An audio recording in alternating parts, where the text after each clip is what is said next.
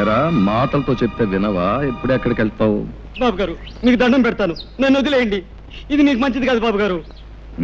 మంచిది కానిది బాబు గారు, వరదలో చిల్లు కొట్టకపోయినప్పుడు తాడి దూలాలు డబ్బులు మీరే ఇచ్చారు. అదీగాక పెద్దదాని పెళ్లికయ్యే ఖర్చంతా మీరే ఇచ్చారు. సర్లే, ఇప్పుడు ముసల్దానికి కూడా మీరే ఇస్తానంటున్నారు. మీ మంచితనాన్ని నేను భరించలేను బాబు గారు. మీ దండం పెడతాను. భరించలేవురా. రేపు ఆ ముసిల్ది చస్తే ఏ పొరుగు రోడైనా ఎందుకు చచ్చింది అంటే మందు ఇప్పించలేక నువ్వు చెప్తావు. నరసింహం గారు బ్రతికుండగానే ముసిల్దానికి కర్మ వచ్చిందా అని ఎవడైనా అంటే నేను భరించలేను. నేను తలకాయ ఎత్తుకోలేదు. నోరు ఎత్తావా లెంపకాయలు తింటావు. ఇదిగో ఇంటికి నాడు 300 ఇస్తాను, ముసిల్దానికి వైద్యం చేయించు. పాలు నేనే తీయాలి, కాఫీ నేనే పెట్టాలి, పేడ నేనే పిసకాలి, పిడకలు నేనే వేయాలి. ఈ పనులన్నీ నేనే. నువ్వు మాత్రం కొందరు బొమ్మలా కూర్చొని పుస్తకాలు చదువుకుంటున్నావు. వింటున్నావా? నిన్నే. ఏమిటైనా సార్, ఇంతకీ నన్నేం చేయమంటావు? ఆ పుస్తకం పక్కన పారేసి నూతులోంచి నీళ్లు తోడు. ఆ పని చేయడానికి అమ్ముంది. పోనీ పేడ పిసికి పిడకలే. చిచి, పేడ వెధ వాసన వస్తుంది, నా వల్ల కాదు. ఆహా, పేడ వాసన రాకపోతే మరే వాసన వస్తుందట? రేపటి నుంచి ఆవులకి గేదెలకి కుర్తులకు ఆ సెంటు కలిపి పెడతాను, అప్పుడు చేద్దు గాని సెంటు పిడకలు. మొహం ఎలా ఉందో చూడు, అరటి డొప్పలాగా. నోరుమూయి, నీ మొహమే ఉంది కొండ ముచ్చులాగా. నీ మొహమే ఉంది పెంట కుప్పలాగా. కోతి, నోరు మూస్తావా? నువ్వు నోరు మూసుకో. ఏయ్, నువ్వు నోరుమూయి ముందు. నువ్వు నీ నోరు మూసుకో ముందు. అబ్బా, తెల్లారిందో లేదో మొదలు. ఏమొచ్చిందే మీకు? నాకేమీ రాలేదు. ఉందిగా నీ ముద్దుల పెద్ద కూతురు. ఈవిడ గారేమో మహారాణిలా కూర్చుంటుందట, పనులన్నీ నేను చేయాలట. అసలు నాకు తెలియకడుగుతాను, ఏమిటి ఈవిడ గారి గొప్ప? దాని సంగతి నీకు తెలుసు కదే. నువ్వు చేయగలిగినంత వరకు చెయ్యి, మిగతా పనులు నేను చేస్తాను. ఏమిటి అక్క చెల్లెళ్ళు ఇద్దరు చెట్టుపట్లు ఆడిపోతున్నారు? నువ్వేమైనా అన్నావా? అయ్యో, ఏమన్నా అంటే ఊరుకుంటారు మీ పిల్లలు. ఇది రోజు ఉండే భాగవతమే గాని ఎందుకో పిలిచారు చెప్పండి. 300. 300? ఎందుకు? తర్వాత చెప్తాను, ముందు. ఏమిటండి తర్వాత చెప్పేది? ఊళ్ళో ఎవరికో ఏదో వచ్చి ఉంటుంది, తాగుతున్న అమ్మా అని తయారయ్యారు ఉపకారానికి. నెమ్మదిగా మాట్లాడు, ముందు. నేను ఇవ్వనండి. ఇవ్వను. నా కోపం వస్తుంది. ఏం చేస్తారు? ఏమైనా చేస్తాను. నేను ఇవ్వనంతే. ఇవ్వమంటున్నాను. చెప్పాను. Silence silence silence. తూర్పున సూర్యుడు ఇంకా ఆలు దిద్దనే లేదు, మీరు అప్పుడే కాకా గాఘా మామాల దాకా వచ్చేసి గుణింతాలు దిద్దేసి చాచా చీచీలు అనేసుకుంటున్నారన్నమాట. మీకు బొత్తిగా భయం లేకుండా పోయిందిరా. అయినా వీధిలో అంతమందిని కూర్చోబెట్టి ఆడవాళ్ళతో తగురేంట్రా నీకు? పద పద పద పద పద పద. అది కాదురా పంతులు, ఇప్పుడు ఆ సుబ్బన్నగాడు లేడు. ఎందుకు లేడు? ఉన్నాడు. వాడు పారిపోకుండా 2 మనుషులు పట్టు కూర్చున్నారు వాడిని. అది కాదురా, వాళ్ళ అమ్మకి జబ్బు చేసింది. మందు ఇప్పించకుండా ఎక్కడా ముసిల్దాన్ని చంపేస్తాడో నాకు భయం వేసి వాడిని నానా చేవాట్లు పెట్టి, ఒరే వెధవా ఇంటికి రారా 300 ఇస్తాను అని చెప్పి. ఇస్తానంటారు. ఉపకారానికి ఊరిని ఉద్ధరించడానికి మనకున్న 25 ఎకరాల పొలాన్ని 5 ఎకరాలు చేశారు. 2 ఆడపిల్లలు పెళ్లికి ఎదిగిన ఎత్తి మీద కూర్చున్నారు. ఆ రాంబాబు దయదలిచి వ్యవసాయం చేస్తున్నాడు. కనీసం ఎరువుల కన్నా డబ్బులు ఇవ్వకపోతే ఏం బాగుంటుంది? ఆ డబ్బు తీసుకెళ్లి ఎవరికో ఇస్తానంటారు. మీరైనా చెప్పండి మాస్టారు, ఇలా అయితే ఈ సంసారం ఏం బాగుపడుతుంది? అర్థమవుతుందమ్మా, అర్థమవుతుంది. వీడి వెధవ బుద్ధి. ఒరేయ్, కాస్త జాగ్రత్తగా వినరా. సంసారానికి మగాడు కూడికి లాంటి వాడురా. ఊరికే తెచ్చి పడేస్తూ ఉండాలి. భార్య గుణకారం లాంటిది. భర్త తెచ్చిన దాన్ని రెట్టింపు చేస్తూ ఉండాలి. పిల్లలు ఎలాగూ మైనస్లే కదా, అంటే తీసివేతలన్నమాట. ఒరేయ్, నీకున్నది 2 ఆడపిల్లలు, వాళ్ళకి పెళ్లిళ్ళు పేరెంటాలు చేయవా? ప్లస్ గా ఉండవలసిన నీవే ఇలా మైనస్ గా తయారైతే ఎలారా? కాస్త బుద్ధి తెచ్చుకోరా, కాస్త బుద్ధి తెచ్చుకోరా. ఇదిగో వీడు ఉత్త తెలుగు మాస్టారు, వీళ్ళ లెక్క నువ్వేం పట్టించుకోకు. ఈవేళ నా పరువు కాపాడు. పరువు అన్నాక చేస్తానా? తెస్తాను ఉండండి. జానకి, బావకు టిఫిన్ పట్టుకెళ్ళమ్మా. పట్టుకో. అదే మరదల పిల్ల సరిగ్గా సమయానికి వచ్చావే. ఇవాళ ఏరువా కదా, నువ్వు పూజ చేసి కొబ్బరికాయ కొట్టిన నాగలికి ఎదురుగా వచ్చావంటే ఈ ఏడాదంతా బంగారం పండిస్తానే. మరీ అంత బంగారం పండితే తిండి గింజల కోసం జనం ఇబ్బంది పడిపోతారు గాని, ఇదిగో ఈ టిఫిన్ నీకిమ్మని అమ్మిచ్చింది. ఇది తినేసి నీ కొబ్బరికాయ నువ్వే కొట్టుకో. అదే కుదరదే, ముందు దీని సంగతి తెలుసుకోడా. అవతల నాకు చాలా పనుంది, నేను వెళ్ళాలి. నీకు అసలు బుద్ధిందా? చెట్టిందా బావ గారిని, కాబోయే మొగుడు గారిని నోరు తెరిచి కొబ్బరికాయ కొట్టమని అడిగితే నాకు అవతల పని ఉందని వెళ్ళిపోతావా? తిప్పిరిగా ఉందా? జాగ్రత్తగా మాట్లాడు. కాబోయే మొగుడట. ఎవరు చెప్పారు నాయనా? ఒకళ్ళు చెప్పేదటే ఏంటది? దీని ఇష్టం వచ్చిన మాట్లాడితే నువ్వు నా మేనమామ కూతురివి, కాబోయే అత్త కూతురివి. ఇదిగో నీకు కూడా తెలియకుండా పెళ్లి చేసుకునే అధికారం నాకుందా? మోటు మనిషివి నువ్వు. సరసానికి నీట్గా ఉంటే కుదరదే, మోటుగానే ఉండాలి, అప్పుడు కానీ ఆనందం. ఆగలే, దేవుడి చెరువులో తీసుకురా. ఆ తర్వాత నేను వస్తా. పదండి. చేసుకుని పలహారం చేసుకోండి, పోండి. ఎక్కడికి నువ్వు? మళ్ళీ ఏమొచ్చింది? ఇక ప్రేమగా టిఫిన్ తెచ్చిందనివి తినిపించే బాధ్యత లేదు. తినిపించా. చాలే సబ్బడం, కోరికలు కోట్లు దాడుతున్నాయి. నాకు పనుంది, నేను వస్తాను.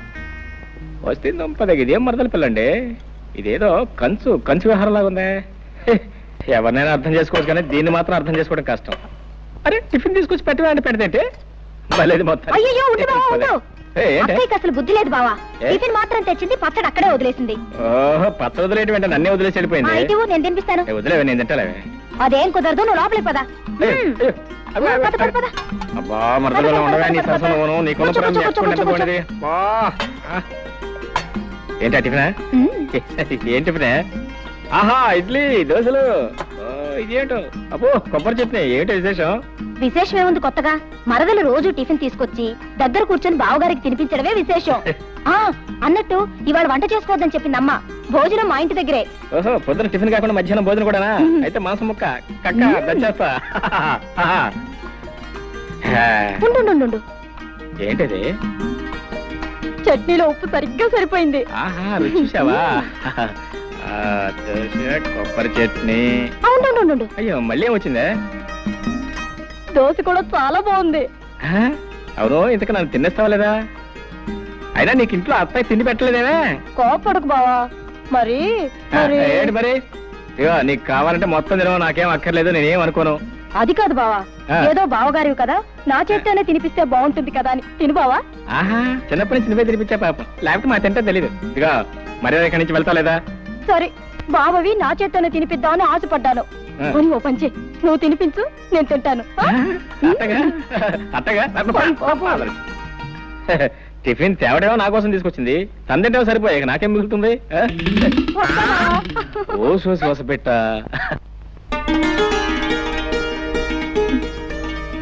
రావుడు గారు, షావుకర్ కొబ్బరికాయలు డబ్బు పంపాడా? సాయంకాలం తెచ్చిస్తానన్నాడమ్మా. నన్ను వెళ్ళి వెంకని పిలుచుకో. అలాగేనమ్మా. రావులమ్మా, ఏమిటి అలా ఉన్నావు? పెద్దయ్య గారికి ఇప్పుడు 3 సార్లు కాఫీ తీసుకెళ్ళి ఇచ్చానమ్మా. తుప్పుకుని మొహాన్ని ఉమ్మేసి ఒకటే తిట్టడం మొదలెట్టారు. ఆయనకి మీరు ఇస్తే కానీ కుదరదమ్మా. వెళ్ళండమ్మా, వెళ్ళండి. తాతయ్య చాలా కోపంగా ఉన్నారా? వెళ్ళండమ్మా, మీకే తెలుస్తుందిగా. తను వెళ్ళి కాఫీ తీసురా. తాతయ్య కాఫీ. తాతయ్య లేదు, పీతయ్య లేదు. నీకే? నువ్వు హాయిగా కాఫీ తాగి టిఫిన్ తిని తిరిగ్గా వచ్చావు. ఇక్కడ దిక్కు ముక్కు లేనివాడు ఒకడు ఉన్నాడు. నువ్వు వచ్చి కాఫీ ఇస్తే తప్ప తాగడం అనే సంగతి నీకు గుర్తుంటేగా. నాకే వద్దు. ఒక్కరోజు కాస్త ఆలస్యంగా వస్తే ఇంత కోపగించుకోవాలా? నా మంచి తాతయ్య కదూ, తాగు. తాగమంటే తాతయ్య నా కోసం.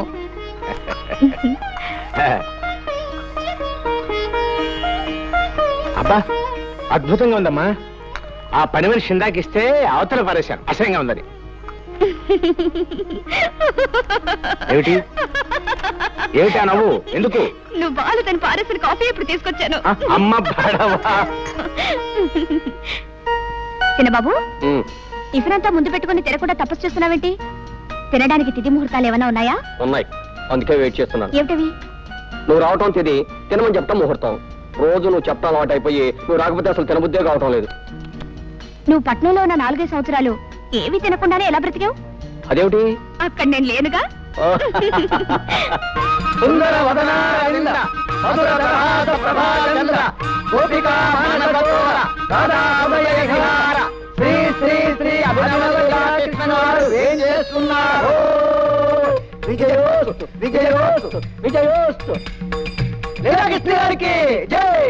సర్వే జనా సుఖినో భవన్. బృందావన విహారానికి వేళయింది, పదండి. లీలాకృష్ణుల వారికి స్వాగతం, గతం గతం సుస్వాగతం. సుఖీభవ షావుకారు, సుఖీభవ. సంతకాలు పెట్టేసి కాగితాలు రెడీగా ఉన్నాయి, తీసుకుని డబ్బిచ్చేయి.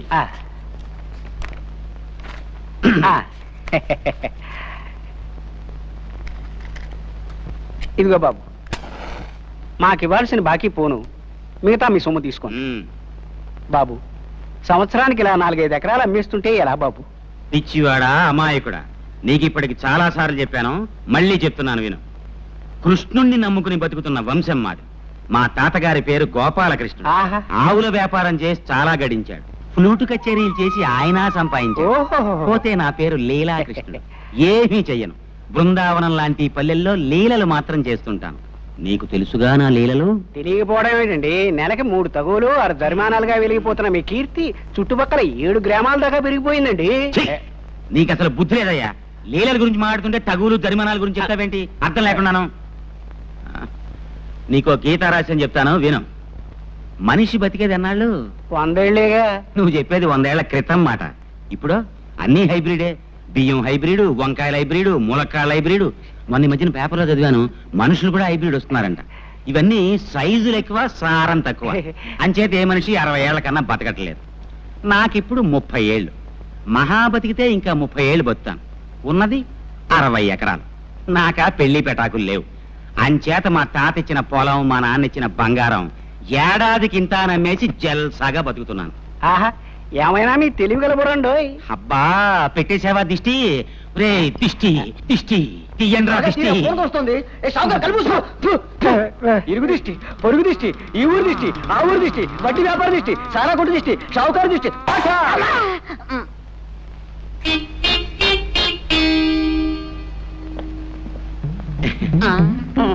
సర్వే జన సుఖినో భవంతు, సుఖినో భవంతు.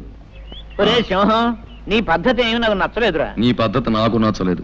ఏమిట్రా నా పద్ధతి నీకు నచ్చంది? నీకేమిటో నా పద్ధతి నచ్చంది. చెప్పమంటావా?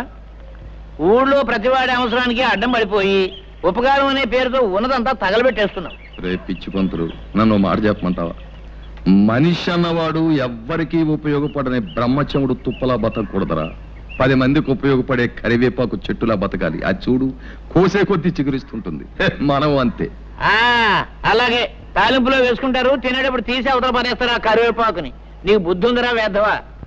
నువ్వే వెధవ. నువ్వే వెధవి. నువ్వే వెధవ. నువ్వే వెధవనా? వెధవి. నువ్వే వెధవన్నా వెధవి. నేను వెధవనా? నేను వెధవనా? నువ్వు కాదు. నువ్వు కాదు. సరే,